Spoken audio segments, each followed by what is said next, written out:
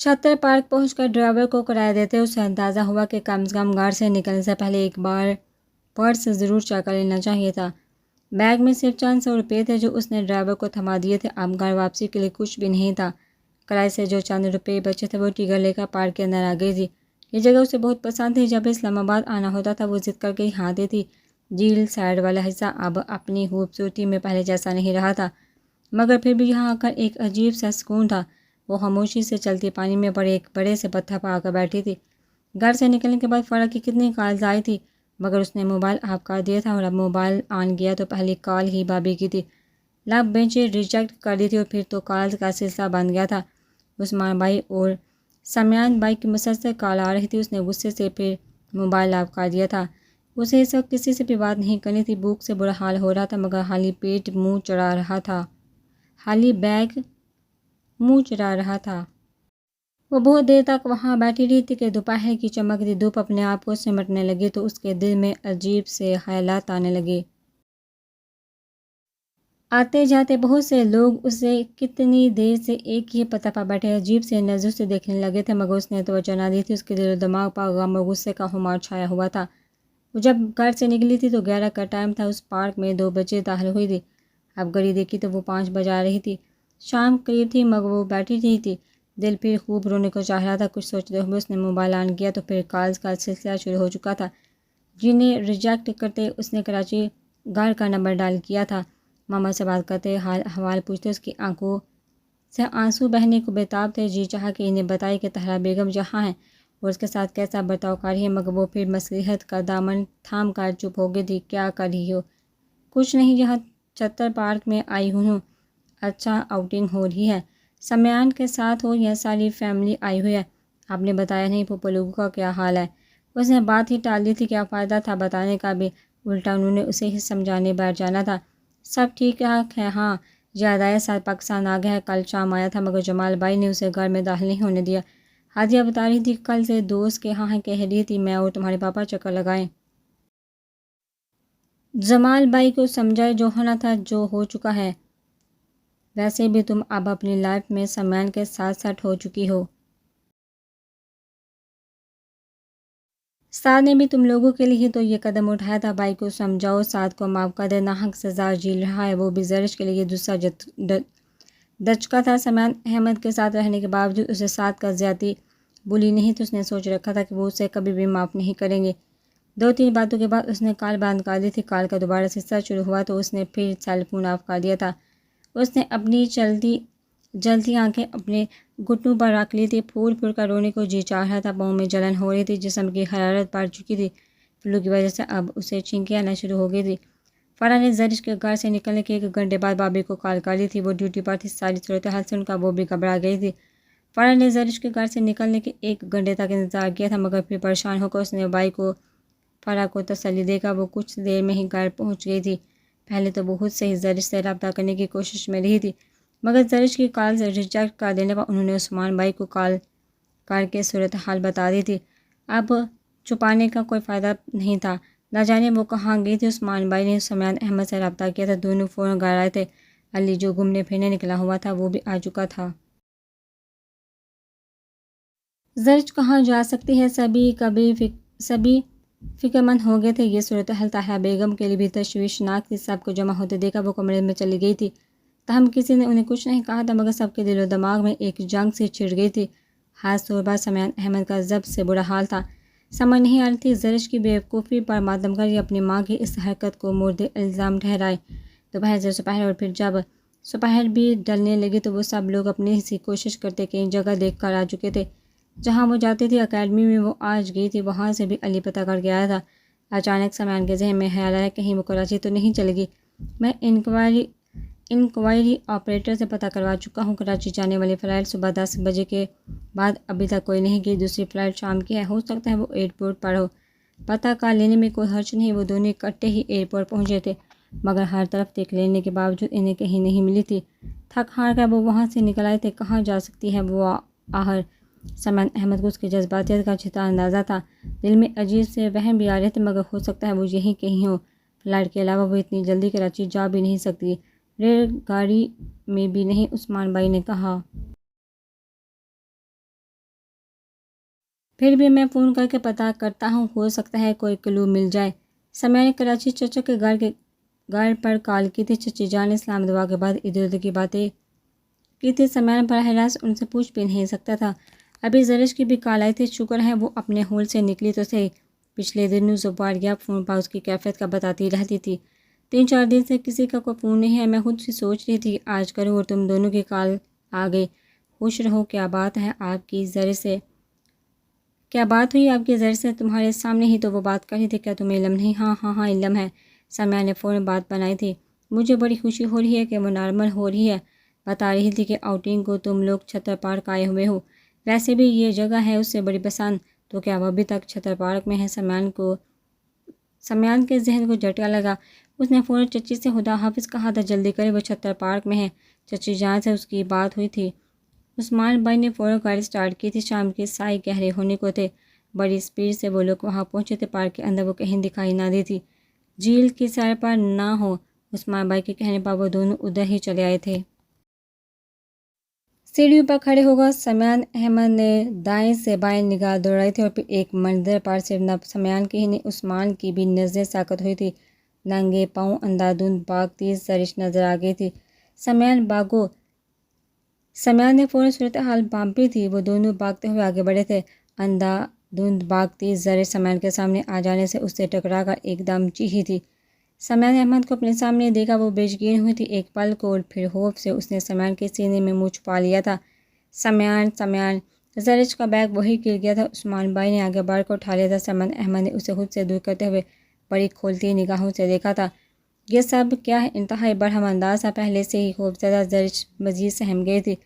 میں تو ادھر بیٹھی تھی۔ Shut up! سمیان پچھلے چند گھنٹوں میں جس اذیت و پریشانی سے گزرا تھا، اس نے ذہن ایسا مف کر دیا تھا کہ پتہ ہی نہ چلا کہ کب اس کا ہاتھ زرش پر اٹھ گیا تھا۔ سمیان پہلے سے ہی خوفزدہ زرش اسے تھپڑ پر ایک دم بے حال ہوئی تھی۔ عثمان بھائی نے ٹوکا تو سمیان احمد نے خود پر سختی سے قابو کیا تھا۔ اس کی حالت دیکھو، وہ پہلے ہی خوفزدہ ہے، اوپر سے تمہارا یہ رویہ! شرم کو! عثمان بھائی کو سمیان کا یوں ہاتھ اٹھانا بہت برا لگا تھا۔ زرش پھوٹ پھوٹ کر رو رہی تھی۔ انہوں نے آگے بڑھ کر اس کو سہارا دیا تو وہ ان کے کندھے سے لگ کر سسک اٹھی۔ تمہیں تو بہت تیز بخار ہے۔ او مائی گاڈ سمیان! اس کی حالت بہت خراب ہے۔ سمیان نے کچھ نہیں کہا تھا۔ لب بھینچ کر اسے برہم نگاہوں سے دیکھتے بڑے بڑے ڈاک برتا وہاں سے نکل گیا تھا۔ عثمان بھائی کے سہارے وہ گاڑی میں آ بیٹھی تھی۔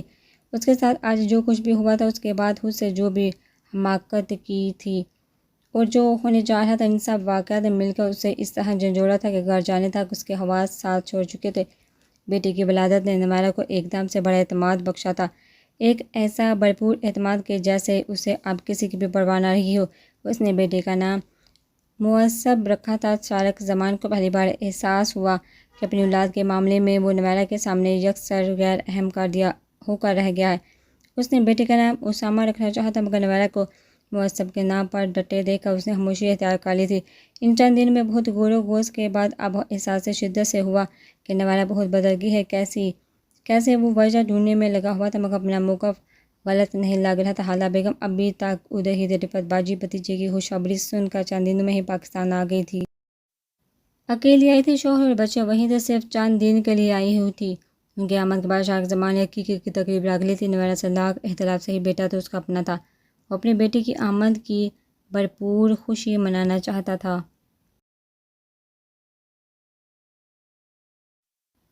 عقیقے کی تقریب میں پورا خاندان موجود تھا۔ حمید چچا کی طرف سے رضا کے علاوہ وہ سب ہی آئے تھے، جبکہ چچا فاروق کے ہاں سے نواز سمیت سبھی موجود تھے۔ ساجدہ باجی کی بھی ساری فیملی تھی اور اماں کے ہاں سے نبیل بھائی کے سوا بھابھی اور اماں تھی۔ نویرہ کا رویہ سب کے ساتھ بڑا نارمل رہا تھا۔ وہ سارا وقت بیٹے کو اٹھائے اماں کے کمرے میں بیٹھی رہی تھی۔ مہمان کو رفت باجی، اماں اور حالہ بیگم دیکھ رہی تھی۔ نویرہ آپی سب مہمان کھانے کے لیے باہر لان کی طرف چلے گئے تھے۔ وہ اس وقت تنہا تھی جب رمشا کھانا کھانے کے بجائے اس کے پاس چلی گئی تھی۔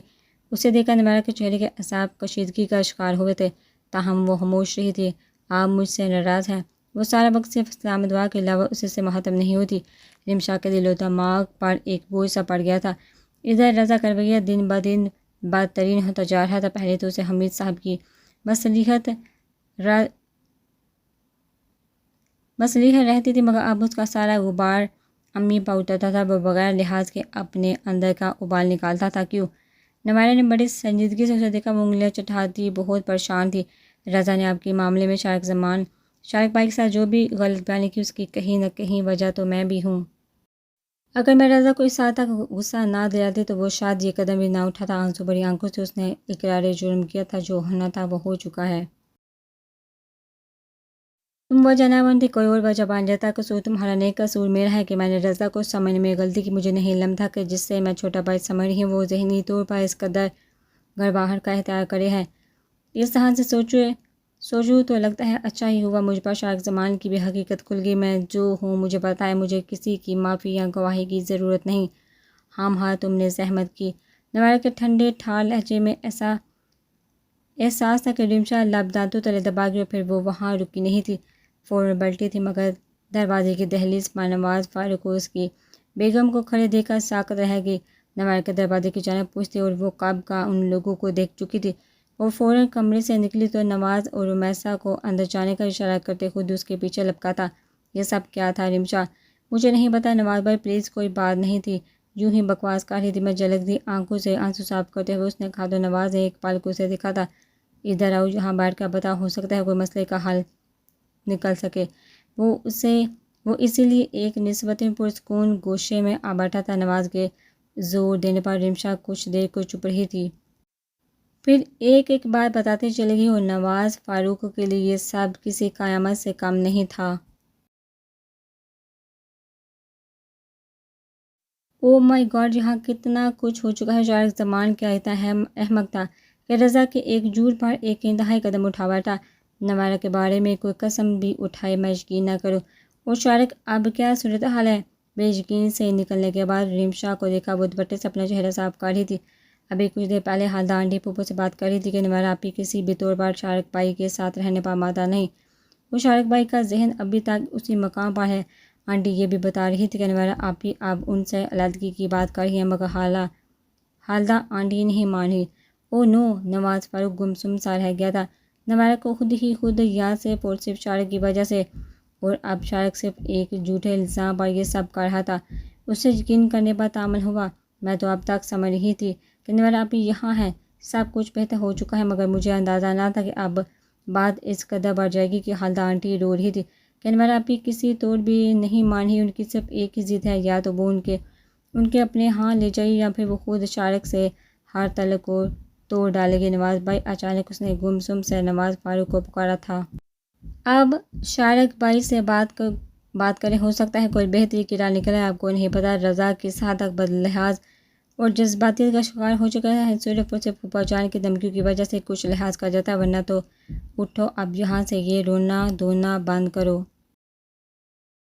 رونا مسئلے کا حل نہیں ہے۔ کچھ حد تک تو غلطیاں تم بھی کرتی ہو، مگر ہے تمہیں علم تھا کہ رضا کے جذباتیت کا تو تم اسے بھڑکانے یا تیش دلانے کی بجائے آرام سے ہر حرکت محبت سے سمجھاتی۔ رمشا، محبت اور نرمی سے سمجھانا وہ طاقت ہے جو برے سے برے شخص کو براہ راست پا لے آتی ہے۔ غلطیاں تو تم کر چکی ہو، بہتر تھا تم شروع میں ہی زبیدہ چچی یا نوائرہ کو بتا دیتی، بجائے خود بھی غصہ کرنے اور رضا کو بھی جلانے ستانے کی بجائے۔ یہ حکمت عملی بہتر تھی۔ نوائرہ سمجھدار لڑکی تھی، جب کوئی نہ کوئی سدے باپ تو ضرور کرتے، شادی کے بعد اس طرح اس کی زندگی خراب تو نہ ہوتی۔ بہت برا کیا تم دونوں نے، مگر نواز فاروق کو افسوس کم ہی نہیں ہو رہا تھا۔ اب اٹھو، کھانا کھاؤ، میں جا کر شارق اور رضا دونوں کو بٹھا کر بات سلجھانے اور مسئلہ کلیئر کرنے کی کوشش کرتا ہوں۔ رمشا اس کے تسلی دینے پر اٹھ کر چلی گئی تھی، مگر نواز فاروق خود کتنی دیر تک اپنی جگہ ہل نہ سکا تھا۔ نوائرہ خوش نہیں تھی۔ ولیمے والے دن اسے دیکھتے ہی اندازہ لگا لیا تھا، مگر وجہ یہ ہو سکتی ہے اس کے وہم و گمان میں بھی نہ تھا۔ شارق زمان کی جذباتیت پر بھی بے یقینی ہی ہو رہی تھی۔ جس عورت کو وہ جان کی بازی لگا کر ہر نفع نقصان سے بے نیاز ہو کر اس نے حاصل کیا تھا، وہ اب اس عورت کے کردار کی طرف سے وہ مشکوک ہو رہا تھا۔ نواز فاروق کے اندر کی بے چینی اور احساس ندامت بڑھتا چلا گیا تھا۔ زرش کی اس جذباتیت اور طالحہ بیگم کے اس رویے سے سلمان احمد بہت ڈسٹرب ہو چکا تھا۔ زرش پر ہاتھ اٹھانے کے باوجود زرش کی حمایت رہ کر دل میں گھاؤ لگاتی رہی تھی۔ وہ اس سارے مسئلے کا حل چاہتا تھا۔ زرش نے اس قصے کو اس قدر سے رس لیا تھا کہ وہ 2 روز سے مسلسل بہار میں پھنک رہی تھی، اور طاہرہ بیگم پرسکون تھی۔ زباریہ بھابھی کو حیرت ہو رہی تھی کہ یہ کیسی ماں ہے جو بہو اور بیٹے کو اذیت دے کر پرسکون ہے۔ انہوں نے عثمان اور سمیان دونوں کو چپ چاپ دیکھا، خود ہی ہمت کی تھی۔ کراچی فون کر کے انہوں نے سعید احمد کو ساری صورتحال بتا دی تھی اور سعید احمد اگلے ہی دن پہلی فلائٹ سے اسلام آباد چلے آئے تھے۔ آتے ہی انہوں نے طاہرہ بیگم کے ساتھ ساتھ فرح اور علی دونوں کو بھی روانگی کا حکم نامہ سنا دیا تھا۔ طاہرہ بیگم نے بولنا چاہا تو مگر ان کے دو ٹوک انداز نے انہیں خاموش کروا دیا تھا۔ شام کی فلائٹ سے وہ لوگ روانہ ہوئے تو زباریہ بابی نے طاہرہ بیگم کے چلے جانے پر سکون کا سانس لیا تھا، ورنہ ان کی موجودگی تو مسلسل ڈپریشن کا اسباب ہی بنی ہوئی تھی۔ پچھلے 2 دنوں سے نسبت زرش کا بخار آج قدرے کم تھا۔ بابی کے بار بار ٹوکنے پر وہ آج کمرے سے باہر نکلی۔ ان کے ساتھ کچن میں دکھائی دے رہی تھی۔ عثمان اور سمیان لاؤنج میں بیٹھے ٹی وی دیکھ رہے تھے۔ سمیان کے ساتھ تمہاری ناراضگی چل رہی ہے؟ شام کے وقت کھانا اگر وہ گھر میں ہو تو خود ہی بناتی تھی۔ زرش نے انہیں صرف دیکھا، اسے چتر پارک والا سارا واقعہ یاد آ گیا۔ اسے اپنا گال سنسناتا سا محسوس ہوا۔ سمیان اس سے ناراض تھا اور وہ اسے سے پچھلے 2 دن سے مسلسل کمرے میں باندھی اور سمیان احمد کو جیسے کوئی پرواہ ہی نہ تھی۔ ایک دم حیال آنے پر اس کا دل بھر آیا تھا۔ میری کسی سے کوئی ناراضگی نہیں چل رہی۔ بڑا ناراض لہجہ جب بابی کو ہنسی آ گئی۔ صلح کرا دوں، ان کا انداز معنی ہی سا وہ سرخ پڑ گئی تھی۔ مجھے نہیں کرنی صلح، تو پھر ٹھیک کیسے ہوگی؟ بخار تو اترا نہیں ہے تمہارا؟ میری ڈاکٹر بھی ضائع کاری ہے تم، اور ہاں کب تک ایسے ہی رہنے کا ارادہ ہے؟ سمیان بیچارہ شریف سا بندہ ہے، بہت زیادہ نہیں آزما رہی تم اسے؟ بابی ایک کپ چائے کا مل جائے گا؟ سمیان کی آواز پر آرام سے کرسی پر بیٹھی زرش ایک دم اچھلی تھی۔ گھبرا کر سمیان کو دیکھا، وہی سنجیدہ انداز تھا۔ پتہ نہیں کچھ سنا بھی تھا یا نہیں۔ اس نے گھبراہٹ سے بابی کو دیکھا اور اپنی ہنسی روک رہی تھی۔ ضرور ملے گی تمہاری یہ بیگم صاحبہ کس مرض کی دوا ہے، ابھی بنا کر دیتی ہے، تم بیٹھو تو۔ انہوں نے شرارت سے دونوں کو دیکھتے ہوئے کہا تھا۔ زرش نے انہیں گھورا، نہیں سر میں درد سا ہو رہا ہے، لاؤنج میں ہوں، ادھر ہی چائے بھیج دیجیے گا، سمیان کہہ کر چلا گیا تھا۔ تو زرش نے غصے سے بابی کو دیکھا۔ زرش کو اچھی طرح اندازہ ہو گیا کہ بابی کا موڈ آج اسے بخشنا والا نہیں۔ اس نے خاموشی سے چائے بنانے میں ہی عافیت سمجھی تھی۔ وہ چائے بنا کر اور ساتھ میں ٹیبلٹ لے کر لاؤنج میں پہنچی۔ سمیان وہاں نہیں تھا، اپنے کمرے میں گیا ہے۔ عثمان بھائی کے بتانے پر وہ کمرے میں چلی آئی تھی۔ سمیان اسٹڈی ٹیبل کے سامنے بیٹھا کوئی فائل کھولے مصروف تھا، کمپیوٹر چل رہا تھا۔ یہ چائے سمیان نے ایک نظر سے دیکھا۔ پچھلے 2 دن کے بخار نے اس کے چہرے پر ہلکا سا ڈالا تھا، چہرہ زرد سا ہو رہا تھا۔ وہ ٹیبل پر چائے رکھ کر پلٹی تو سمیان نے پکار لیا، زرش رکو۔ اس نے پلٹ کر سمیان کو دیکھا۔ سمیان اس کی بجائے کمپیوٹر اسکرین کو دیکھ رہا تھا۔ کل صبح کی فلائٹ سے تم میرے ساتھ لاہور چل رہی ہو، وہاں مجھے 1-2 دن ضروری کام ہے، پھر میں فری ہوں گا۔ تم اپنی پیکنگ کر لو، 1 ہفتہ ٹھہرنے کا ارادہ ہے، یوں سمجھ لو چند دن آؤٹنگ کا پروگرام ہے۔ اسکرین سے نظر ہٹا کر سمیان نے اسے دیکھا تو وہ فوراً نظریں جھکا گئی۔ سمیان احمد کے اس پروگرام نے اچھی خاصی حیرت سے دوچار کیا تھا۔ میرا جانا اتنا ضروری تو نہیں؟ وہ پلٹ کر آگے بڑھی تو سمیان نے ایک دم اسے ٹوکا تھا، میں تم سے کوئی رائے نہیں مانگ رہا، میں فائنل کر چکا ہوں، ٹکٹس کنفرم ہیں، تم تیاری کر لو۔ ہاں تم ایڈمیشن کا سوچ چکی ہوگی کہ کہاں لینا ہے، انسٹیٹیوٹ کا کنفرم کر لو، جہاں بھی لینا ہے فیصلہ کر لو، انفارمیشن مل جائے گی۔ انسٹیٹیوٹ میں خود جا کر کنفرم کر لینا، ٹیسٹ وغیرہ کا شیڈول بھی دیکھ لینا، رزلٹ آنے تک ٹیسٹ کا مسئلہ تو حل ہو چکا ہوگا۔ اس نے خاموشی سے سمیان احمد کے سنجیدہ انداز کو دیکھا تھا، اور اگر ماما وغیرہ نے وہاں ایڈمیشن کے لیے اعتراض کیا تو تم ان کے پاس نہیں میرے پاس ہو، جب مجھے اعتراض نہیں تو میرا نہیں خیال کہ وہ لوگ بھی اعتراض کریں۔ بخار اترا کہ نہیں؟ طبیعت کیسی ہے اب؟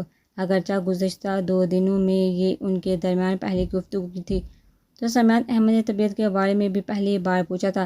زرش نے صرف خاموشی سے دیکھا، پلٹ کر باہر جانے کی بجائے الماری کی طرف بڑھائی، بتایا نہیں کیسی طبیعت ہے اب؟ چائے کا مگ اٹھا کر دوسرے ہاتھ سے ٹیبلٹ اٹھائی بھی پوچھا، ٹھیک ہے بخار اترا؟ جی۔ سمیان نے بغور دیکھا۔ اگر سمیان نے خود سے اسے مخاطب نہیں کیا تھا تو اس نے بھی پہل نہیں کرنا چاہی تھی۔ سمیان کو اگر اس کی جذباتی پر غصہ تھا تو اسے بھی سمیان کا ہاتھ اٹھانے پر اس کی طرف سے شاگی کر دیا تھا۔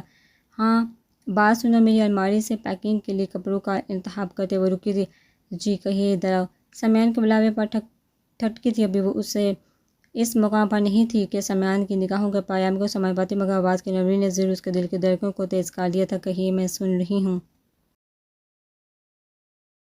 سمیان نے مگ واپس ٹرے میں رکھ دیا تھا، اٹھ کر الماری کے قریب چلا آیا تو زرش کے لیے سمیان کو نظر انداز کرنا مشکل ہو گیا تھا۔ سر اٹھا کر لرزی پلکوں سے سمیان احمد کو دیکھا۔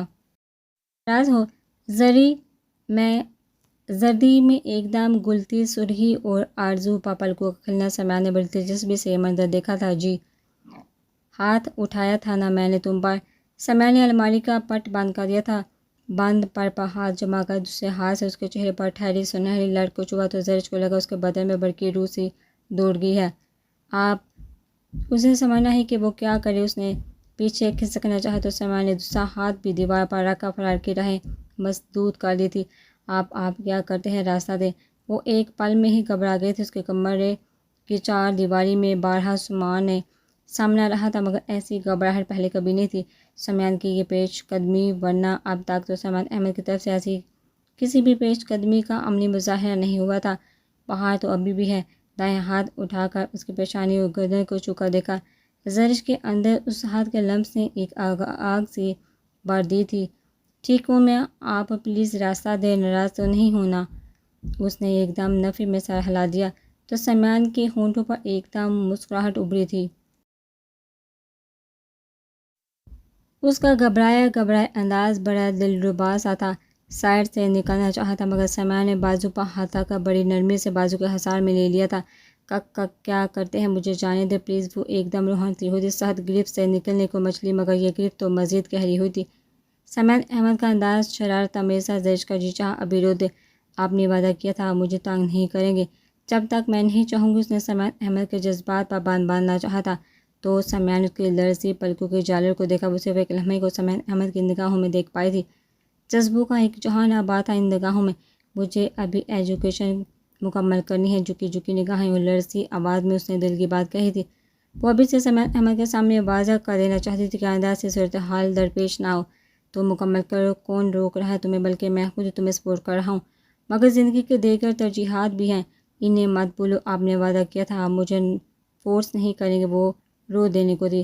تو اب بھی میں اپنے وعدے پر قائم ہوں، تمہیں صرف احساس دلا رہا ہوں۔ میرا خیال ہے تمہیں ایجوکیشن میں کوئی حرج نہیں آئے گا۔ سمیع کا انداز سنجیدہ تھا۔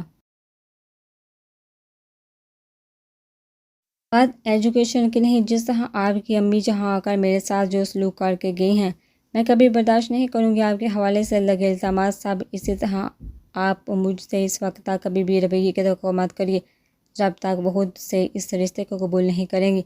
وہ قبول کریں گی تو میں بھی اس رشتے کو مانوں گی، ورنہ نہیں۔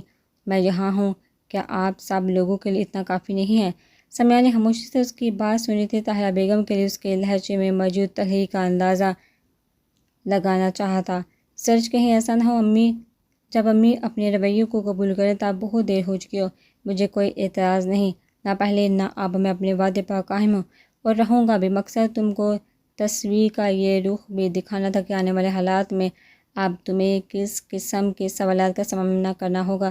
رہی امی کی بات، وہ کبھی اپنی غلطی قبول نہیں کریں گی۔ اگر حقیقتاً ایسا ہو جائے تو کیا تمہیں یقین ہوگا کہ وقت تب تمہاری گرفت میں ہوگا؟ سمیع احمد نے اپنا ہاتھ اس کے گرد سے ہٹا لیا تھا۔ دونوں بازو اپنے سینے پر لپیٹے اسے بغور دیکھا۔ زرش نے الجھ کر سمیع احمد کو دیکھا۔ وہ آخری جملہ سمجھ نہیں پائی تھی، بلکہ سوال نے الجھا دیا تھا۔ کیا مطلب؟ کچھ خاص نہیں، وقت کے ساتھ تم خود ہی سمجھ جاؤ گی۔ ڈونٹ وری، تم پیکنگ کر لو اپنے ساتھ، میری بھی اگر دل چاہے تو۔ سمیع کہہ کر پلٹا تھا اور پھر سرعت سے کمرے سے نکل گیا تھا اور زرش کو ایک دم اپنے اطراف میں سناٹا سا گونجتا محسوس ہوا تھا۔ رفعت باجی نے آنے کے چند دن بعد نویرہ کو اماں کے کمرے میں ڈیرے جمائے دیکھا تو یہی سمجھی کہ بچے کی پیدائش کی وجہ سے وہ اس کمرے میں منتقل ہوئی ہیں، مگر معصب کے حقیقت کے بعد بھی کتنے دن تک نویرہ اسی کمرے میں رہی تو انہیں تعجب ہوا۔ پھر انہوں نے نوٹ بھی کیا کہ نویرہ اور شارق آپس میں بات چیت بھی نہیں کرتے۔ کئی بار تو انہوں نے خود دیکھا تھا شارق آفس سے واپسی پر ہر کام کے لیے شاکرہ کو ہی آوازیں دیتا تھا، حتیٰ کہ معصب کو بھی بلوانے کے لیے وہ شاکرہ کو کہتا کہ اس کے کمرے میں لے آئے۔ انہوں نے چند دن یہ صورتحال دیکھی، مگر جب سب نہ ہوا تو اماں سے جا پوچھا تو انہوں نے جو کہانی سنائی اسے سن کر وہ بے یقینی سے بیٹھی رہ گئی۔ اماں اتنا سب کچھ ہو گیا، میں ہر دوسرے دن فون کرتی تھی، آپ نے ایک دفعہ بھی ذکر نہیں کیا۔ میں کیا ذکر کرتی، میں تو خود الجھ کر رہ گئی ہوں۔ ان دونوں میں شارق کے تیور دیکھتی ہوں تو دل دہلتا ہے، اور نویرہ کو کہتی ہوں کہ وہی کچھ مان لے، مگر وہ تو حتیٰ سے ہی اکھڑ جاتی ہے کہ وہ شارق سے علیحدگی تو لے سکتی ہے مگر ساتھ رہنا گوارا نہیں اس وقت تک جب ساری صورتحال واضح نہ ہو جائے۔ اب بتاؤ میں کیا کروں؟ نویرہ معصب کے چھوٹے موٹے کاموں میں الجھی ہوئی تھی۔ مغرب کا وقت تھا، شاکرہ نے کچن سنبھالا ہوا تھا۔ حالہ بیگم عقیقے کے بعد واپس چلی گئی تھی، پھر انہوں نے یہ تسلی بھی تھی کہ رفت باجی آ گئے ہیں، اب وہ گائیڈ سنبھال لے گی، جب وہ رخصت ہوگی نوارہ تو ہوگی ہی۔ شارق مغرب کے ذرا بعد گھر آیا تھا، سیدھا اپنے کمرے میں گیا تھا، کپڑے چینج کر کے وہ لاؤنج میں آیا تو نوارہ صوفے پر مہذب کو لیے بیٹھی ہوئی تھی۔ شارق کو آتے دیکھا اس نے پہلے تو نظر انداز کر دیا تھا، مگر اسے وہیں سامنے صوفے پر بیٹھا دیکھا اس نے وہاں سے اٹھ جانا ہی مناسب سمجھا تھا۔ مہذب کو مجھے دے دو، اس نے اسے روکا تھا۔ کیوں؟ نوارہ نے تیکھے چتونس سے اسے دیکھا۔ شارق کو بڑا برا لگا تھا، بڑی بدلحاظ ہو گئے تھے۔ نوارہ بیٹا ہے میرا، سارا دن تمہاری گود میں ہی رہتا ہے، تھوڑی دیر کے لیے میں اٹھا لوں گا تو قیامت نہیں آ جائے گی۔ 2 دن سے وہ محسوس کر رہا تھا کہ نوارہ جب بھی وہ آتا تھا مہذب کو صلاح دیتی تھی یا بھی اٹھا کر ادھر ادھر ہو جاتی تھی، اسے لگ رہا تھا کہ وہ جان بوجھ کر ایسا کر رہی ہے کہ وہ بچے کو نہ اٹھا سکے۔ قیامت ہی تو آ جائے گی، پہلے ثابت تو کر لو یہ تمہارا ہی بیٹا ہے۔ نوارہ پھر ایک دم بڑک اٹھا تھا، یہ میرا بیٹا ہے، تم ایسی بکواس کر کے اسے مجھ سے دور نہیں رکھ سکتی۔ میں کیا کچھ کر سکتی ہوں مسٹر شارق زمان صاحب، اب تک آپ کو اچھی طرح اندازہ ہو چکا ہوگا۔ اس کا انداز بڑا ہی تضحیک آمیز تھا۔ شارق زمان کو لگا جیسا نوارہ نے اس پر گرم پانی انڈیل دیا ہو۔ میں تم سے کسی بحث کے موڈ میں نہیں ہوں، تم آرام سے مہذب کو مجھے دے جاؤ، تھوڑی دیر میں یہ پھر تمہارے پاس ہی ہوگا۔ بچے کی ہاتھ اس نے خود پر ضبط کیا تھا۔ نوارہ ہنسی، سویا ہوا ہے، ایک نظر بچے کو دیکھا اس نے جتلایا تھا، تم جان بوجھ کر اسے صلاح دیتی ہو تاکہ میں اسے نہ اٹھا سکوں۔ ہاں تو؟ شارق زمان کا جی چاہا ایک تھپڑ تو نوارہ کے رخسار پر ضرور جڑ دے، مگر ضبط کر گیا۔ میں نہیں چاہتی کہ میرے بچے پر تمہارا سایہ پڑے یا اس کی معصوم شخصیت تمہارے طرح داغدار ہو۔ یہ صرف میرا بیٹا ہے، اسے تمہارے سائے سے بھی دور رکھنا چاہتی ہوں۔